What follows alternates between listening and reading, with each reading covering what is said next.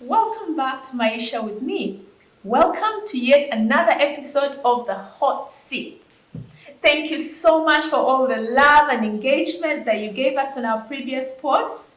It's been really nice knowing that you watch, hearing what you have to say, and that's what The Hot Seat is about. So, if you haven't already subscribed or if you're here for the first time, now is a good time to hit the subscription button. Join the tribe. Get to know what happens here when it is just happening.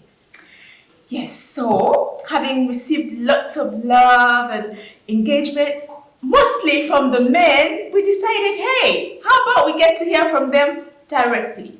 So, ladies and gentlemen, today on the hot seat, it's not me on the seat.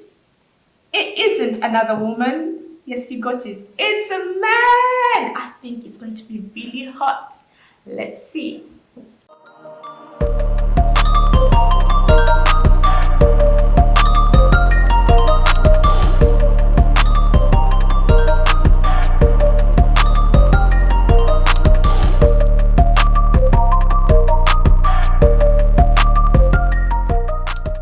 All right, we are on the hot seat again, and I have my friend Derek here, and he tells me he has a burning question, right? So let's hear from him. What do you have for us today? Today I have a very hot question. Okay. You know, as a man, society expects me to know how to handle a woman. Mm-hmm. Society expects me to know how to flirt with a woman. Mm-hmm. Society expects me how to kiss a woman, how to have sex with her and satisfy her, so that there should be no entanglement. Yeah. All right. And to add on that, Oh, you have something to add? No. It's just that I'm imagining you're a Christian, and all these things are expected from you. You see, that is so unrealistic. Yeah, like you're expected to be a good Christian, never ever engage in these things, and then one day you get married. No, not even get married. You have to know how to woo this girl. You have to know how to ask her for marriage. Then eventually, you're supposed to be a good husband to this girl and then be really, really good in sex, because there's a man that is expected on you. Yes, it is expected, and I'm not given the platform on how to exercise these things. And nobody teaches you. Nobody teaches you. Nobody. It's like a taboo in my culture. Oh yeah, it is making me so angry. It is that I understand where you're coming from, but I think two things usually come into my mind when these things happen, and I always ask myself: so who taught a baboon how to have sex? Who taught a lion how to have sex? But they do have sex, right? Yeah, they do have sex. They do reproduce. Yes. And the other question, maybe before we answer, is the question is, for you to ask a girl, does it mean you're the only one involved in that society, in that relationship? No. It's a two-way traffic. Okay. Yeah. So the girl also is there and she loves you, and you as the guy, you love her, and you know this is the right time. Let me go ask. Yeah. And So- you see, I have this idea of I want this blissful, beautiful relationship with my girl. Okay. Open and free and exciting. Every day should be exciting for us. Let me take you a little bit back. You had friends when you were kids. Yeah. Okay. Were you taught how to be friends with those friends? Yet it came naturally. It came naturally. So again, because you're a Christian, you believe that marriage was made by God. And within marriage, it is expected of you to have sex with your wife. Yeah.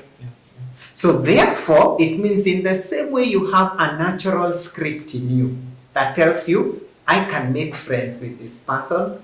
I can be able to do this and this. I can jump. I can talk.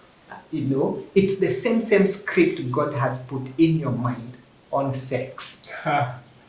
Interesting. And even on marriage. So there is no pressure whatsoever. The reason why you feel there is pressure, it is because of the societal pressure through media. Yeah. What you read on newspapers, what you see on TV, what you see on magazines, then you put pressure on yourself. And the fact that the church doesn't teach about this. Oh yes, so strong. that is actually a failure on the church, because the church, if the Bible is explicit, It is very explicit. it is very, when it talks about somebody stabbing another person, they actually say, and they stabbed him in the stomach and the bowels came out. Yeah. No, they are explicit as that. When it comes to sex, they actually, if you read the Song of Songs, it explains sex very, very well.